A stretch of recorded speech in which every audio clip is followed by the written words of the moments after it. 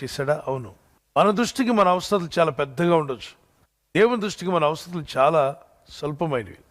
ఆ దేవుని యందు మనం నమ్మిక ఉంచగలిగితే నమ్మువానికి సమస్తము సాధ్యం. మీ ప్రతి అవసరము దేవుడు క్రీస్తు యేసునందు తన మహిమలో తీర్చుటకు సమర్థుడు, శక్తివంతుడని నమ్మాలి. పాత నిబంధన గ్రంథంలో ఉన్న భక్తులు, కృత నిబంధన గ్రంథంలో ఉన్న భక్తులు కూడా వారికి అవసరతలు వచ్చినప్పుడు దేవుడిని వేడుకున్నారు. దేవుని ప్రజలారా, దేవుడు తన మహిమైశ్వర్యంలో మీ ప్రతి అవసరం తీరుస్తాడని నమ్మండి. అందుకే దేవుని వాక్యం సెలవిస్తుంది. యోబు గ్రంథంలో 38:41 ఈ విధంగా రాయబడింది: తిండి లేక తిరగలాడుచు కాకి పిల్లలు దేవునికి మొరపెట్టినప్పుడు కాకి ఆహారం సిద్ధపరచువారు ఎవరు?